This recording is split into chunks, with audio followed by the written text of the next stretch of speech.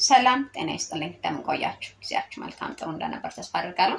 የዛሬ ርዕሰ ጉዳይ የሚሆነው አሁን በስራ ላይ ያሉ የተለያዩ ሰራተኞች አሉ። በተለያየ የስራ ዘርፍ መምህራን አሉ፣ የጤና ባለሙያዎች አሉ፣ ወታደሮች አሉ፣ መከላከያ ላይ የሚሰሩ ፖሊሶች፣ ኤኒ ሴክተር ላይ ያለ ተቀጣሪ ሰራተኛ አለ። እያነሳ ያለው ጥያቄ አለ፣ መኖር አቅቶናል ብሎ ብዙ ጥያቄዎችን እያነሳ ያለ ሰራተኛ አለ።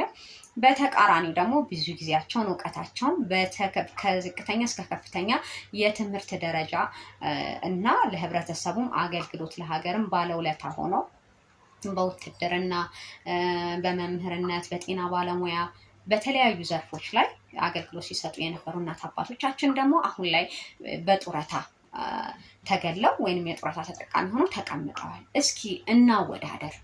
አሁን የሚያነሳው ወጣቱ የሚያነሳው ጥያቄ አለ። ትኩሱ ኃይል ለሰው መድረስ ያለበት በወጣትነቱ ብዙ ሰርቶ ብዙ ገንዘብን ብዙ ነገሮችን ማካበት የነበረበት ወጣት ሰራተኛ ለዳቦ አቅቶኛል፣ የምለብሰው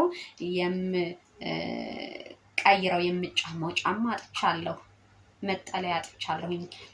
ስለዚህ ይሄን ነገሬ መንግስት ሊፈታልኝ ይሄን ጥያቄ ሊመልስልኝ ስላልቻለ የስራ ማቆም አድማ እስከማድረስ ደርሻለሁ እያለ ፕራክቲካሊ ወይንም እያየን ያለነው ነገር ነው፣ በተግባር ማለት ነው። እና እስኪ የተወሰኑ ኮመንቶችን ጡረተኞች ምን እያሉ ነበር በደሞዝ ማሻሻያ ዙሪያ በተለያዩ ታሪፎች መንግስት መስሪያ ቤቶች የታሪፍ ማሻሻያ በሚያደርጉበት ሰዓት ላይ እያነሱ የነበረው ጥያቄ እያነሱ የነበረው እሮሮ አለ። አሁን ላይ ደግሞ በቢቢሲ አማርኛ በተለያዩ ቦታዎች ላይ የተለያዩ ምሁራን ከዚህ በፊት ሌክቸሮች፣ የዩኒቨርሲቲ መምህራን፣ ፕሮፌሰሮች፣ አሶሺየት ፕሮፌሰር፣ አሲስታንት ፕሮፌሰሮች፣ ዶክተሮች፣ ሌክቸረሮች የተለያዩ ሀሳቦችን የተለያየ ታሪካቸውን ለጆሮ የሚከብድ በጣም ልብ የሚሰብር መማር ምንድነው ትርጉሙ የሚያስብሉ ብዙ ታሪኮችን አይተን ተነጋግረን ዝም ብለን ለጊዜው እንግዲህ ስሜታዊ ሆነን አልፈናል። አሁን ደግሞ በተመሳሳይ ሁኔታ የተለያዩ ዶክተሮች የተለያዩ የጤና ባለሙያዎች ያሉበትን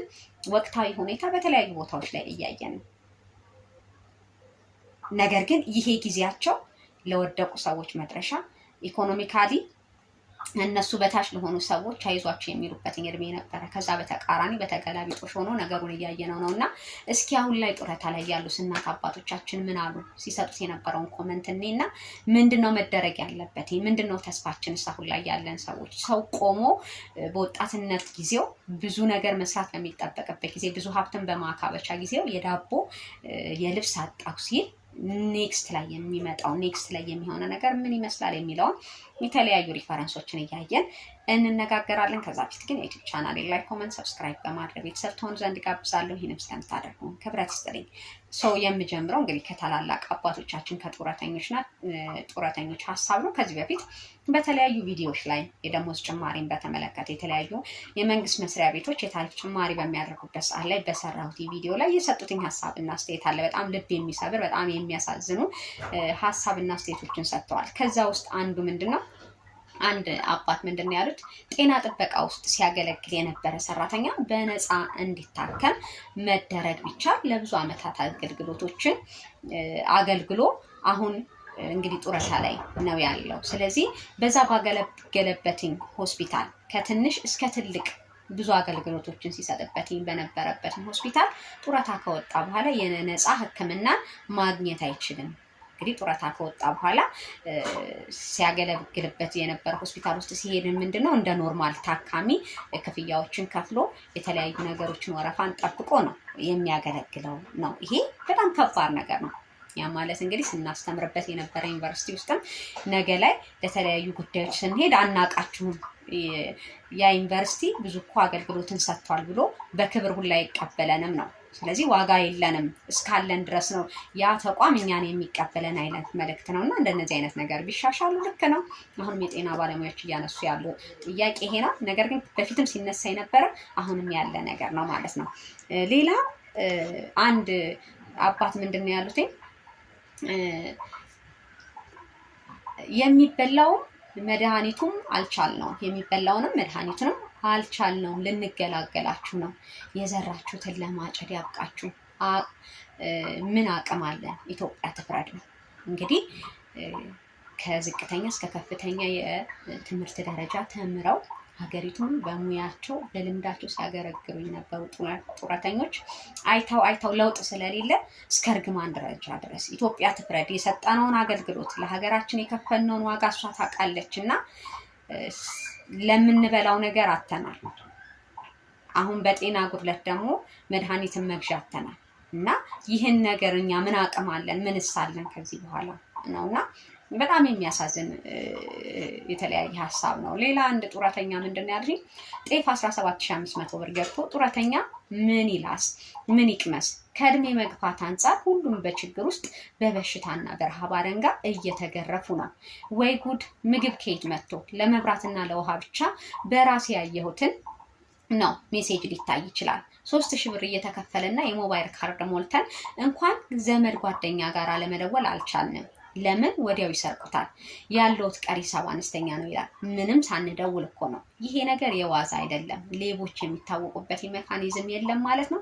ኧረ የሰለጠኑ ሌቦች እንዴት ነው? አልቻልናቸውም፣ ሰው ተቸግሯል ብለው የተለያዩ ሀሳቦችን ያነሳሉ። እባካችሁ ወይም ይህ መብራት፣ ውሃ፣ ትራንስፖርት ጡረተኞችን የሚደጉም የመብት አሰራር ቢፈጠር ለፍቶ መና የሆነውን ይሄን ህዝብ መደጎም ይኖርብናል። ወይንም ደግሞ አናሳዝናችሁም ወይ አይነት ጥያቄ ነው ያነሱትኝ እና እንግዲህ ምንድነው ጤፍ ይሄን ያህል ደርሷል፣ ለመብራት ይሄን ያህል እስከ 3000 ብር ድረስ ከፍላለሁ ለመብራት ለውሃ። ከዛ ደግሞ ያለኝ ነገር በቂ ስላልሆነ ጓደኛ ጋር እንኳን ካርድ ሞልቼ ለመደወል ወዲያው ያልቃል። ይሄ ታሪፍ የተጨመረ የአገልግሎት ታሪፍ የተጨመሩትንም ነው እኒህ አባት የሚያነሱት። ስለዚህ ሰው ምን ያህል ምሬት ላይ እንዳለ ነው። ከረንትሊ ስራ ላይ ሆኖ ወጣቱን በዚህ ልክ ያለቅሳል፣ በዚህ ልክ እንትን ይላል። ብዙ አገልግሎት ብዙ ነገርን የሰጠም ጡረተኛ በዚህ ልክ ያለቅሳል ማለት ነው። ስለዚህ በዚች ሀገር ላይ ደስተኛው ማን ነው የሚለውን ነገር ማየት ይጠበቅብናል። ሌላው አንድ አባት እናመሰግናለን ሞዬ የጡረተኞች እኮ በጣም ጡረተኞች እኮ በጣም ተስፋ ቆርጠን ነበረ። ተስፋችን አንቺ ነሽ፣ እድሜ ይስጥሽ። በእውነት አሁን እኮ ያሳዝናል። ወታደር ነበርኩኝ ግን የተሰናበትኩት ከመትቼ ጆሮዬ ስለማይሰማ ነው። ግን ማዳመጫ እንኳን ታዞልኝ አልመጣልኝም፣ ማዳመጫውም አልተሰጠኝም። የሚከፈለኝ 3113 ብር ብቻ ነው። ምን ያደርጋል? ፈጣሪ ይስጥሽ ከፍ ያድርግሽ ነው የሚሉት ይህን አባትና እኔ ምንም ያደረኩት ነገር የለም። እንግዲህ የውስጣቸውን ነገር ስለተነፈስኩኝ ነው በዚህ ልክ እንትን የሚሉት ነገር ግን እሱን አይደለም አሁን ሪፍሌክት ማድረግ ማስተላለፍ የፈለኩትኝ። እኒህ አባት ወታደር ነበሩ፣ የሀገር ዳር ድንበር ሊያስከብሩ ህይወታቸውን እስከ መክፈል ነው። እንግዲህ በህይወታቸው ነው። እኛ ብዙዎቻችን አሁን እንትን ብንል ጊዜያችንን እድሜያችንን እንላለን።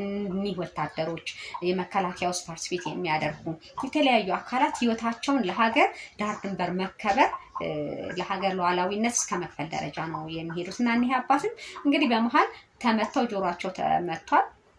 ስለዚህ ማዳመጫም ታዞላቸዋል። ያን እንኳን ማግኘት አልችልም። ደሞዜ 3113 ብር ናት። በዚች ምን ላድርግ? ማረፊያም የለኝም፣ መጠለያ እንኳን የለኝም ነው የሚሉት እኒህ አባት ማለት ነው። ማደሪያም አልተሰጠኝም፣ የሚከፈለኝም ብቻ ምን ላድርገው? ምን ያደርጋል? 3113 ብር ደርሶኝ ለቤት ኪራይ ላድርገው፣ ለበሽታ ለምታከምበት ለመድኃኒት ለሰምቲንግ ላድርገው፣ አሊያስ ደግሞ ለሚበላ ለሚጠጣ ይሸፍንልኛል። በዚህ ልክ ነው እንግዲህ የሀገር ባለውለታዎችም የሚያማሩት። ሌላ አባት ምንድን ያሉት? ውዴ የኔ ቆንጆ በቅድሚያ ለጡረተኞች ድምጽ በመሆንሽ ችግራችንን በመግለጽሽ የኢትዮጵያ አምላክ እግዚአብሔር ይባርክሽ። ይህ መንግስት የያዘው እቅድ ድህነትን ከማጥፋት ይልቅ ድሃን ማጥፋት ነው፣ በህይወት እንዳይኖር ማድረግ ነው። ይሄ ስራው ደግሞ ለራሱም አይበጀውም ብለው በምሬት ነው። በቃ ሰው የሆነ ተስፋ ያደርጋል፣ ይመክራል፣ ይዘክራል።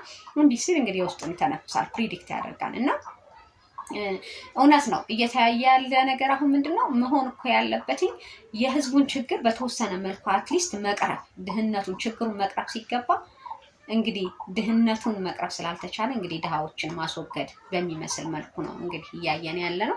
ይህ በትክክለኛ ነገር የተናገሩ አባት ናቸው ማለት ነው እና በጣም ከባድ ነው። እንዴት ነው ምንድነው መደረግ ያለበት?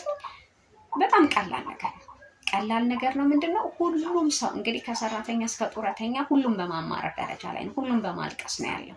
የመጀመሪያው ነገር የሆነ ኢሹ የምታነሱ ሰዎች ከዚህ በፊት በመምህራን ማህበርም አሁን በጤና ባለሙያዎች ማህበርም የተለያዩ ጥያቄዎች ይነሳሉ። እስከ መጨረሻው ድረስ መሄድ አስፈላጊ ነው ብዬ አስባለሁ። ምክንያቱም አንዳንድ ጊዜ አቋም ሊኖረን ይገባል። እስከ መቼ ነው ወይ ነገሮችን አለመጀመር?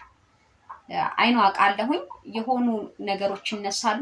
ምን ቦታ ላይ እንዴት ሆኖ ተበላሽቶ እንዳልነበር የሚሆነው ነገር እንዴት እንደሚፈጠር አንዳንዴ ግራ ይገባኛል።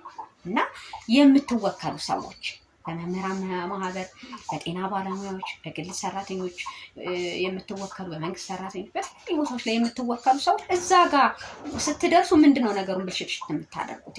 እዚህ ጋር አብራችሁ ችግሩን ቀምሳችሁት፣ አብራችሁ ሰቆቃውን ሰምታችሁ ያለውን ችግር ፕራክቲካሊ የእውነት በተግባር ኖራችሁበት አይታችሁ ኖራችሁበት ድምጽ ሆኖ የእኛን ሀሳብ በዚህ መልኩ እንደዚህ አይነት ሰዎች እኮ መርጠን ሀሳባችንን ይዘው ቢቀርቡ ይገልጻሉ ሲባል ከሆኑ ሰዓታት በኋላ በሌላ መልኩ ቆማችሁ እናገኛቸዋለን። በሌላ ሳይድ ቆማችሁ እናገኛቸዋለን። ከዛ በኋላ ድምጻችንን ትበሉብናላችሁ፣ ድምጻችንን ታፍኑብናላችሁ። እና ይህ መሆን የለበትም።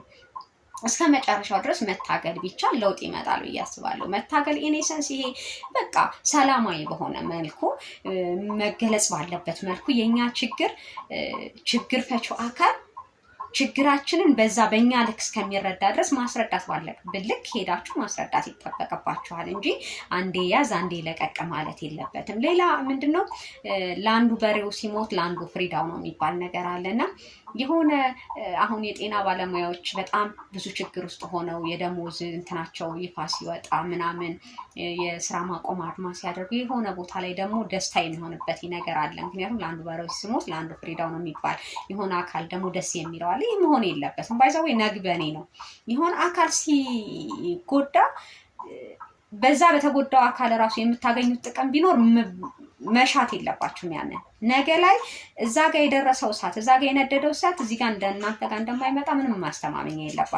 ማስተማመኛ የለምና እንደዚህ አይነት ነገር መቅረት አለበት። የሆነ ሰው ፔኑን ለቅሶውን ችግሩን ሲያወራ በዛ የምትሳለቁ ሰዎች ምን አይነት ስብዕና ያላችሁ ሰዎች ናቸው? የሆነ የሚያስጠቅም ነገር ሊኖር ይችላል። በኤኒኒስ ኢትስ ኦኬ ተጠቀሙ። የሚያስጠቅማችሁ ከሆነ ግን ክብራቸውን በሚነካ መልኩ የተጎጂውን አካል ክብር ስብዕና በሚነካ መልኩ ነገሮችን ማድረግ የለባችሁም ብዬ አስባለሁ። ስለዚህ ምንድነው መደረግ ያለበት? ይሄ ጉዳይ የጤና ባለሙያዎች ጉዳይ ብቻ አይደለም። ይሄ ጉዳይ የዩኒቨርሲቲ መምህራን ችግር ብቻ አይደለም። ይሄ ችግር የወታደሮች ብቻ አይደለም። ይሄ የመከላከያው፣ ይሄ የጡረተኞች፣ ይሄ የእንትን ብቻ የምንለው ጉዳይ አይደለም። የሁሉም ሰዎች ጥያቄ ነው። ሁሉም ሰዎች ጥያቄ ሲሆን ታዲያ ምንድነው መደረግ ያለበት? እኔም ከተመለከተኝ እኔም በምችለው መልኩ ሰላማዊ በሆነ መልኩ እንዲሰማ ነው ማድረግ ያለብኝ እንጂ በሰማን ጥያቄ እኔ ተንጠልጥዬ ነገ ላይ ተራምጄ የተሻለ ነገር የማገኝበት ምንም ነገር የለም። የሆነ ሰው እየታሰረ የሆነ ሰው ዋጋ እየከፈለ በሆነ ሰው ቁስል በሆነ ሰው መከራ ተረማምደን የምንኖር አይነት ሰላማዊ ሰዎች መሆን የለብንም። እሳቱንም ውሃውንም ሁሉንም እኩል ነው መቅመስ ያለብን። ሰላማዊ በሆነ መልኩ ማቅረብ አለብን። ስትራግል ማድረግ አለብን። አዎ ሁሉም ሰው የሚመለከተው ነገር ነው። ይሄ ሌላ ነገር አይደለም። ኒድስ ነው። ቤዚክ ኒድስ፣ የሚበላ የሚጠጣ የምንለብሰው የምንኖርበት ነው እየተጠየቀ ያለው። ሌላ ምንም የተጠየቀ ነገር የለም። እና እንደነዚህ አይነት ነገሮች ደግሞ አሁን ላይ ቁጭ ብሎ የሚሰራው ሰራተኛ ወጣቱ ብቻ አይደለም እየጠየቀ ያለው። የሀገር ባለውለታዎችም ይሄ ነገር እየተደረገላቸው አይደለም። ካለ ሁኔታ አንጻር እየደረሳቸው ያለው ነገር በሀገራችን ላይ ሌላ መዓት የሚመጣ እስከሚመስል መልኩ እያዘኑ ትላንትና ላይ ለሀገራቸው በታማኝነት በመስራታቸው እንዲጸጸቱ እንዲያለቅሱ እየሆነ ነው ያለው። ይህ ለምን ይሆናል? ነግበኔ ነው። እኛ የሰራነው ስርዓት ነው። እኛ ወጣቶች የምናበላሸው ነገር ነው። ነገ የዘራውን ነው የሚያጭደው አንድ አባት ብለዋል። ነገ ደግሞ እኛ የሆነ ቦታ ላይ ስንቀመጥ እኛም ባለንጋ በችግር አለንጋ እንገረፋለን። ምክንያቱም ላለው ነገር አላሰብንም፣ ላለው ማህበረሰብ አልሰራንም እና ስለዚህ የምንቀመጥበት ቦታ ላይ ገንዘብም ኃላፊ ነው፣ የሆነ ነገርም ኃላፊ ነው። ከሁሉም በላይ ሀገርን ከፍ የሚያስደርግ የህዝቡን እንባ የሚያብስ ነገር ባለንበት ቦታ ላይ መስራት ብንችል የተሻለ ነው ብዬ አስባለሁኝ እንጂ ተራ ለሆነ ግብስብስ ለሆነ ታይቶ በሚጠፋ ነገሮች ላይ እየተታለልን የሰዎችን ሰቆቃና ችግር ባናበዛ ብዬ መልእክቴን ማስተላለፍ እፈልጋለሁ። ስለዚህ እየተነሱ ያሉ ጥያቄዎች የሁላችንም ናቸው። የሁላችንም ጥያቄ ደግሞ ከሆነ ሁላችንም ድምጽ ልንሆን ይገባል። የሁላችንም ጥያቄ ደግሞ ከሆነ ሁላችንም ልንጋፈጥ ፊት ለፊት ወጥተን ይገባል እንጂ የሆኑ ሰዎች ይጋፋሉ። ከዛ በእነሱ እንትን እኛ ነገሮችን የምናገኝበትን እንደዚህ አይነት ነገሮችን መጠበቅ የለብንም ያስባለሁ። እንዳጠቃላይ ሀገራችን ኢትዮጵያን ሰላም ያርግልን። ሀገራችን ኢትዮጵያ እንዳራን ሰዓት መሀሏን ገነት አድርጎ ለሁላችን የምትመች የሰላም የፍቅር ሀገር ያደርግልን ዘንድ የዘወትር ምኞቴ ነው። አሁንም ቻናሌ ላይክ፣ ኮሜንት፣ ሰብስክራይብ በማድረግ ቤተሰብ ትሆኑ ዘንድ ጋብዛለሁ። ይህንም ስለምታደርጉ ክብረት ይስጥልኝ።